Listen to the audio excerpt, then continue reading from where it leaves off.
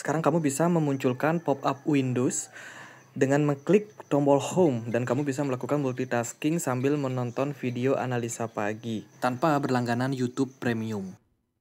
Hai semuanya, gimana kabar kalian? Semoga selalu dalam keadaan baik. Jadi welcome back again di The Greystone Channel dan ini adalah segmen analisa pagi, segmen dimana kita akan mengulas untuk update news dan juga pergerakan dari market, khususnya market dari Bitcoin. Hari ini kita berada di tanggal 7 Maret 2025. Teman-teman, di perdagangan kemarin kita dapat data bagus ya dari European Central Bank di mana keputusan suku bunga diturunkan oleh European Central Bank dari sebelumnya di 2,9% ya menjadi 2,65% dan ini penurunannya 25 basis point, which is ini indikasi yang bagus di mana perlambatan sudah jelas terjadi pada perekonomian dari Uni Eropa, dan menurut data mereka udah ready juga untuk melakukan penurunan lanjutan untuk suku bunga, dan ini semoga sih diikuti oleh banyak negara lain seperti Inggris atau lebih-lebih kalau bisa ke Amerika. Itu akan menjadi good news untuk market.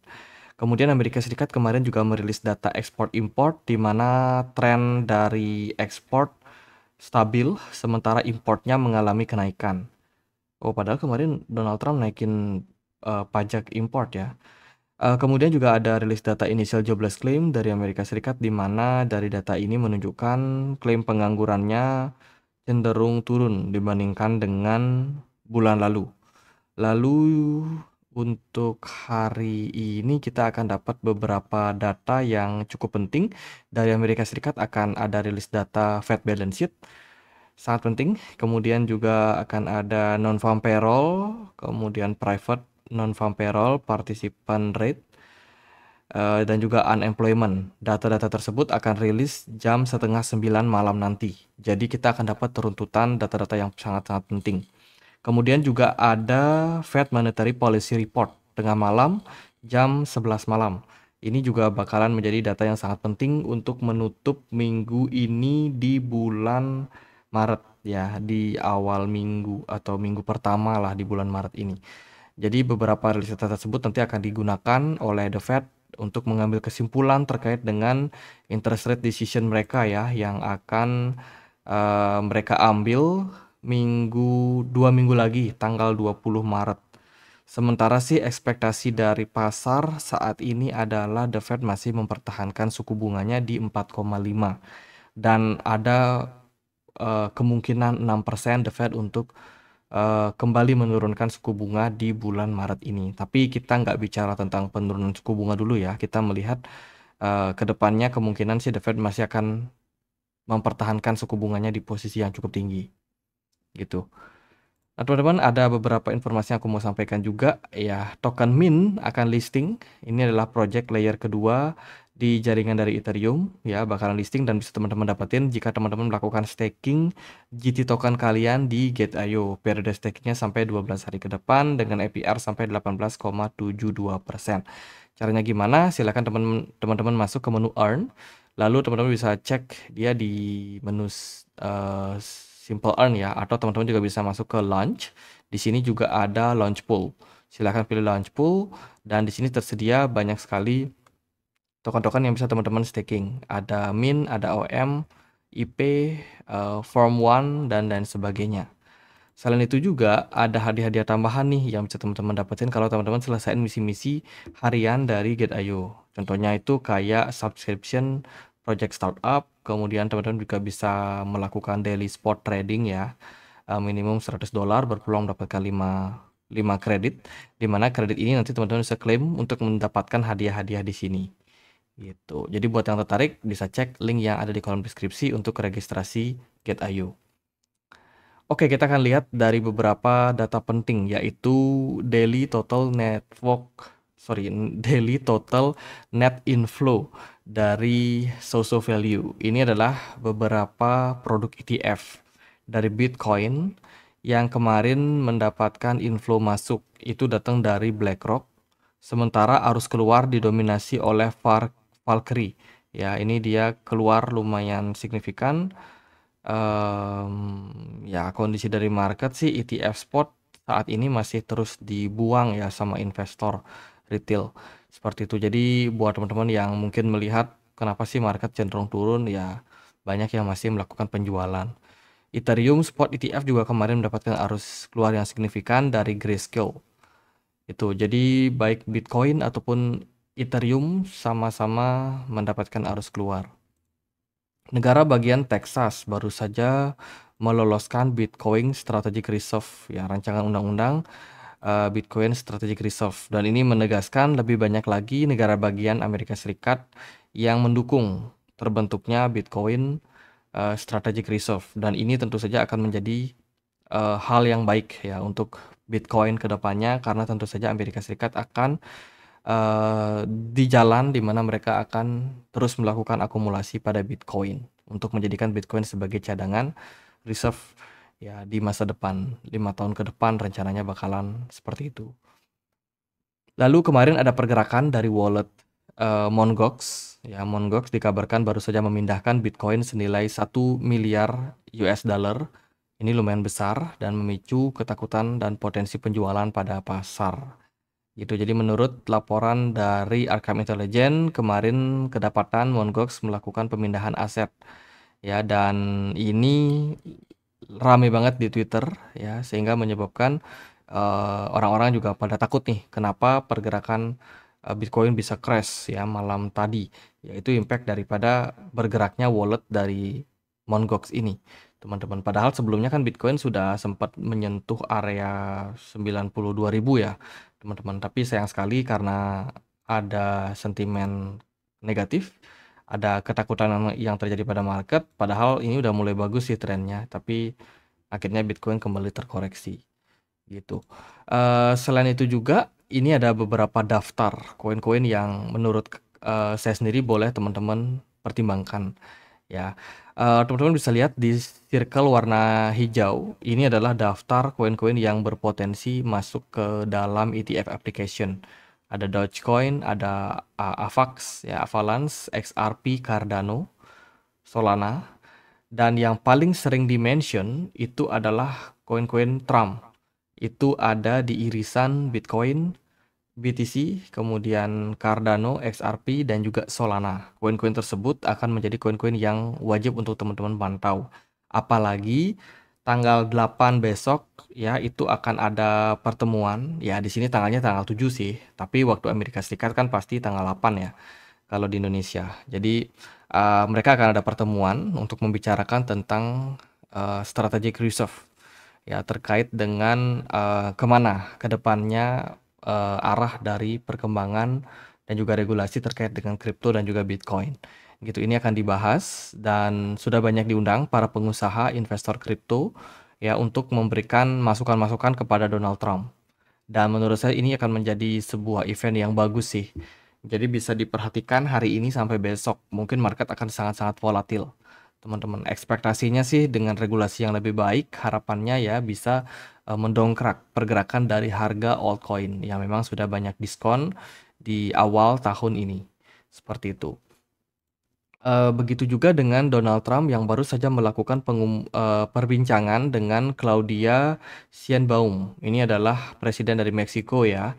Dikabarkan dia siap untuk kembali menunda agreement terkait dengan pajak sampai 2 April nanti.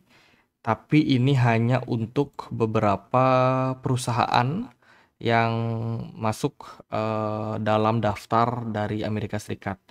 Gitu. Jadi maksudnya kan Donald Trump ini pengen menaikkan pajak ya untuk negara seperti Kanada dan juga Meksiko. Gitu, pajak untuk import ya. Jadi Amerika Serikat nggak akan banyak import dari 2 negara tetangga mereka itu. Gitu. Nah, tapi ada juga daftar-daftar pengecualian di mana Donald Trump ini masih memaklumi beberapa perusahaan yang mungkin masih terkait dengan Amerika Serikat dan diperbolehkan untuk melakukan ekspor atau import ke Amerika Serikat ya tanpa dikenakan pajak gitu. Jadi ini bisa menjadi sebuah good point untuk kedepannya perekonomian. Kemudian kemarin juga cukup rame ya adanya SWI Reserve. Wah, kok bisa Trump World Liberty Financial to create strategic SWI Reserve? Ya, harga SWI melonjak. Ini cukup mengejutkan sih, di mana kemarin katanya SWI berpartner dengan World Liberty Financial, perusahaan bentukan dari keluarga dari Donald Trump ya, project DeFi dan juga banyak-banyak project lainnya gitu. Dan mereka mengajak Sui untuk berkolaborasi di dalam sebuah strategic reserve ini untuk membangun partnership yang lebih baik, project DeFi di Web3 dan juga perkembangan-perkembangan lain. Seperti itu. Ya, kalau kita lihat secara teknis sih sebenarnya Sui cukup mendukung ya sebagai sebuah blockchain yang secara market cap mungkin nggak lebih besar daripada Solana atau Ethereum. Ya, namun secara perkembangan mereka punya kecepatan transaksi dan juga ekosistem di dalam proyeknya juga cenderung bagus. Itu menurut saya bisa menjadi good point juga gitu. Nah, tapi kalau kita perhatikan lebih detail lagi, kenapa Donald Trump tidak mengakumulasi Sui? Kalau kita lihat dari walletnya di Arkham Intelligence, justru Donald Trump ini banyak simpan dalam bentuk USDC dan juga meme token seperti Trog dan juga Tron. Ya, terus juga kalau kita lihat dari walletnya World Liberty Financial di Arkham Intelligence, top koin yang dimiliki paling banyak adalah Ethereum, kedua adalah Wrapped Bitcoin, ketiga adalah USDT, kemudian ada stake Ethereum ya. Ini dia staking Ethereum di Lido Finance. Kemudian ada Tron, ada juga beberapa koin lainnya. Tapi di sini jumlah Sui-nya mungkin ada tapi nggak banyak. Aku cari di topnya ini nggak ada Sui sama sekali guys.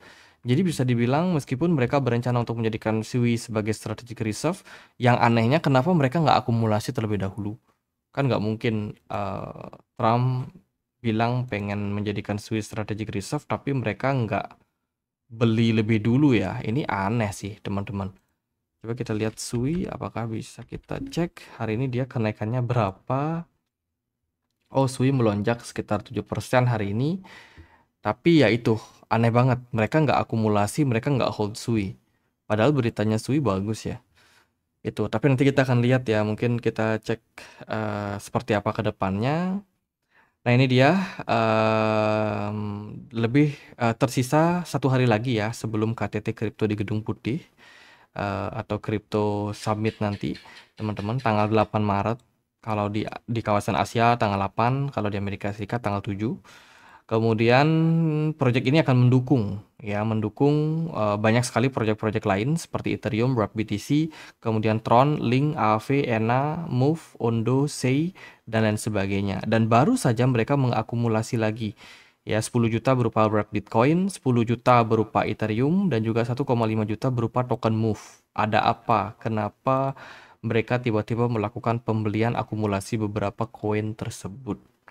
Ini menarik sih untuk kita perhatikan. Apakah akan ada pumping lagi? Mengingat Donald Trump ini menjadi top influencer yang paling bisa menggerakkan market ya.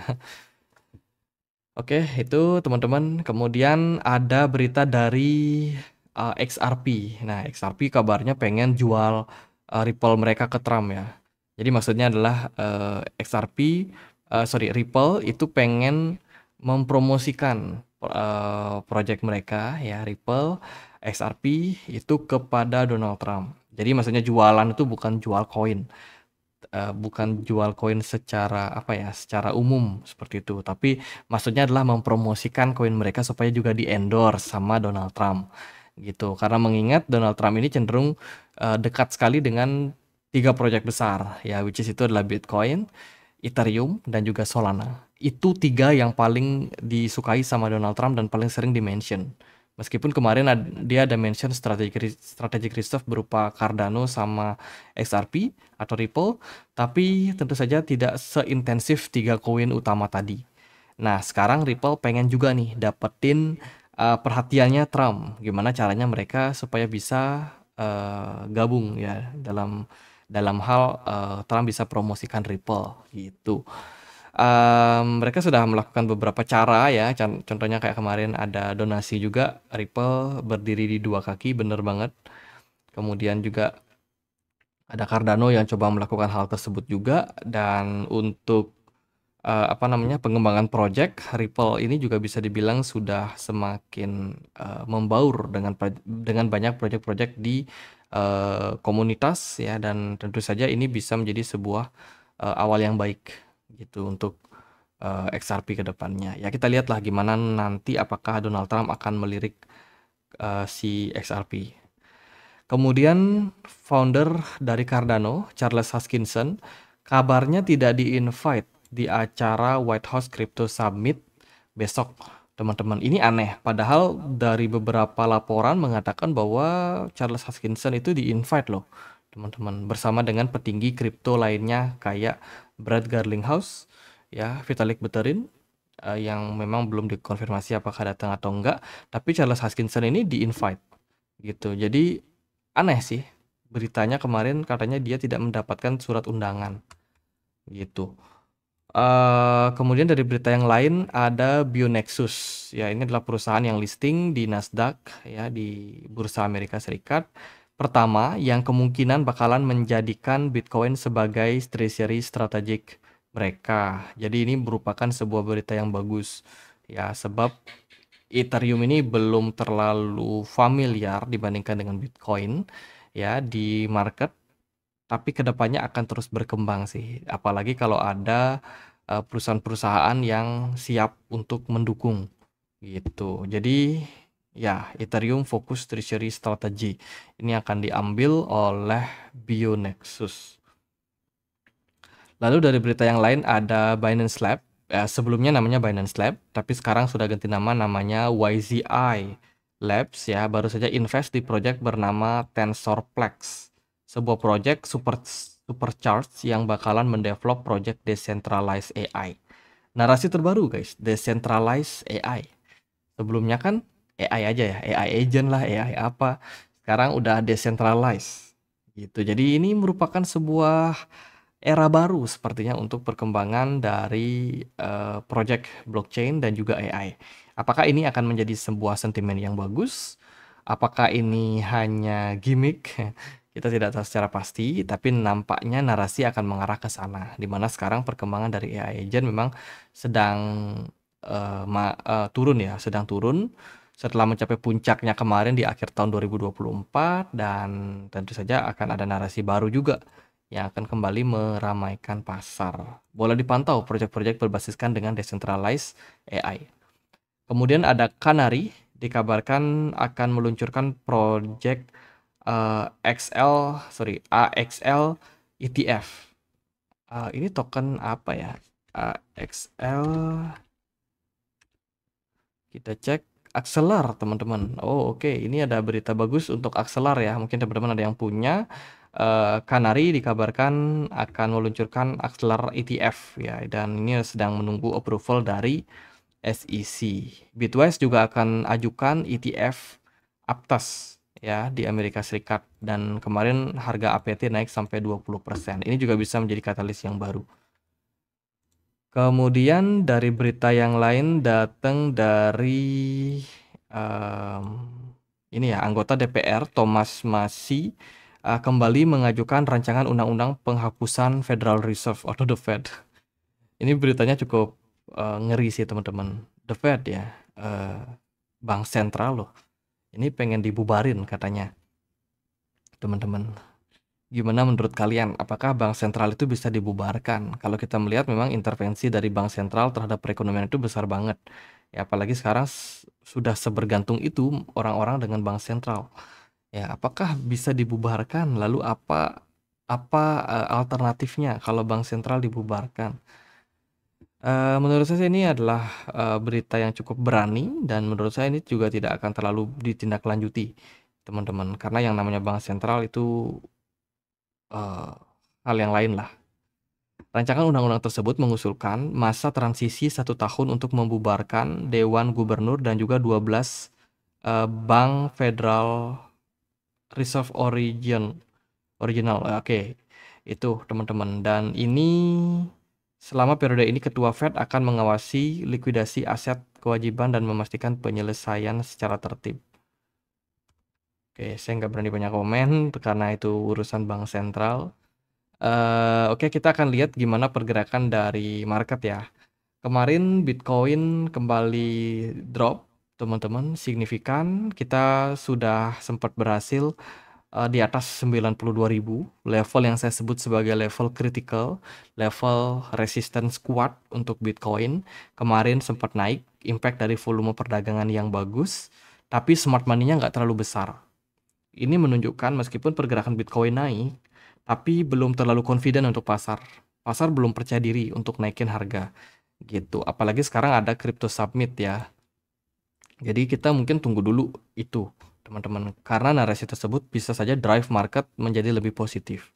Andai kata kalau kembali Bitcoin ngetes ya, naik sampai 92.000, maka dia akan menghadapi resistance kuat di sana. Akan ada banyak seller di sana. Kalau trend buyer cenderung lebih kuat, maka akan kemungkinan market mengalami fase kenaikan. Next target adalah di 108.000.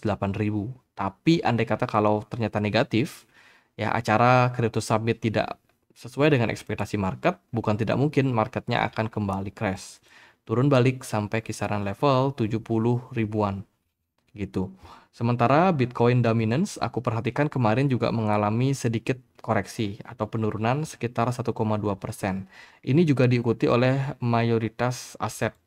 Gold kemarin ada koreksi tipis, kemudian ada S&P 500 yang masih turun juga 1,78%, lalu indeks dolar juga turun. Bitcoin juga turun. Wow, ada apa? Kenapa bisa mayoritas koin, kripto, dan juga aset yang lain turun kompak ya?